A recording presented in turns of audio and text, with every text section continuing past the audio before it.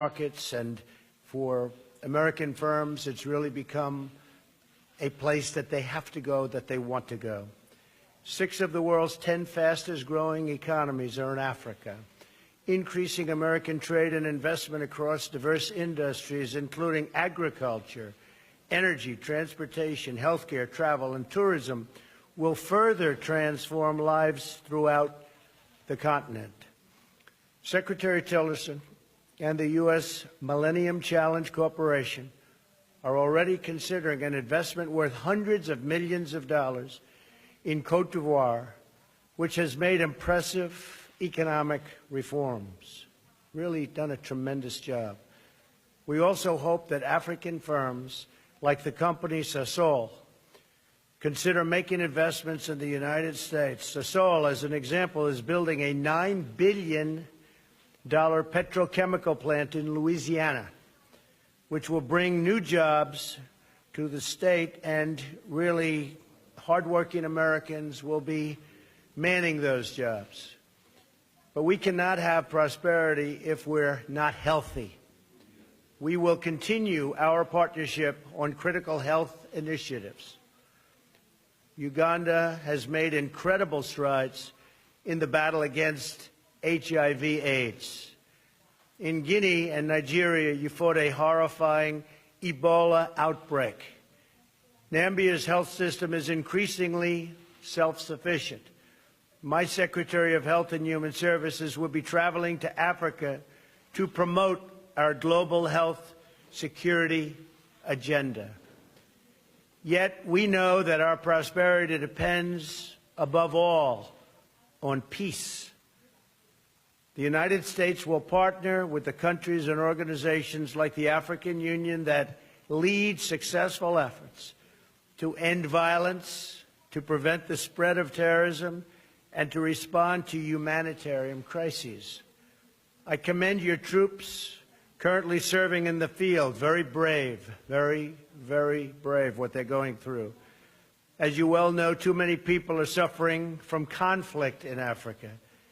In the Central African Republic, the Congo, Libya, Mali, Somalia, and South Sudan, among others, they're going through some very, very tough and very dangerous times. Terrorist groups such as ISIS, Al-Shabaab, Boko Haram, and Al-Qaeda also threaten African peace. The United States is proud to work with you to eradicate terrorist safe havens, to cut off their finances, and to discredit their depraved ideology. And a number of you have told me, actually last night, that we've been doing a very good job over the last 6 or 7 months in particular.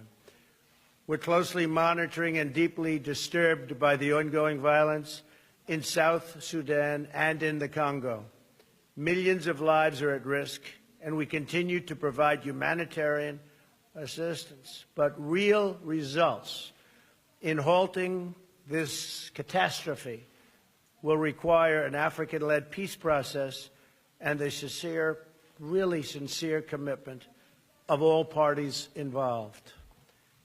And I know you're working on that, and you're working on that very hard. To assist in these efforts, I'm sending Ambassador Nikki Haley to Africa to discuss avenues of conflict and resolution, and most importantly, prevention. Lastly, I want to discuss our partnership against a global challenge.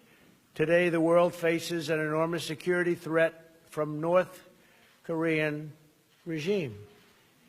We must all stand together and be accountable in implementing United Nations sanctions and resolutions in response to North Korea's hostile and menacing actions.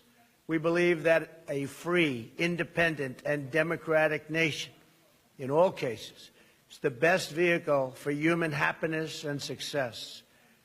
Thank you for joining me for this critical discussion of the challenges and the opportunities facing our nations. Africa, I have to say, is a continent of tremendous, tremendous potential. The outlook is bright. I look forward to hearing from you and your advice during the meal, I thought rather than just eating, we'll have long discussions. And I look forward to that very much. But I also look forward to getting to know so many of you, and so many of you I do know. And it's an honor. It's an honor. And I really want to congratulate you. Growing very fast, economically and in every other way. You've done a terrific job. You've had some tremendous obstacles placed in your path, but you have done really an absolutely incredible job. So I want to thank you, and I look forward to our discussion. Thank you. Thank you all very much.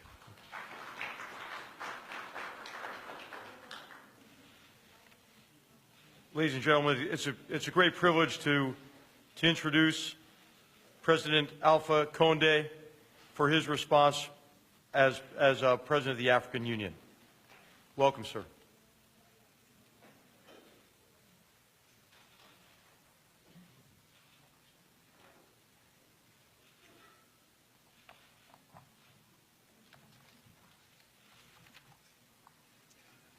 Monsieur le Président Trump, Mr. President, Président des États-Unis d'Amérique, President Trump, President of the United States, Excellencies, Heads of State and Government, dear guests, ladies and gentlemen, first of all, I would like to thank President Donald Trump for organizing this working lunch and for inviting us,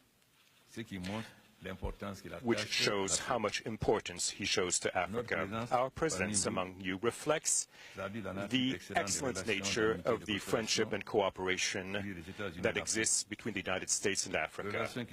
These relations have developed remarkably over the years in the mutual interest of our peoples. The strategic partnership we are working to diversify is built on the foundation of the ties we have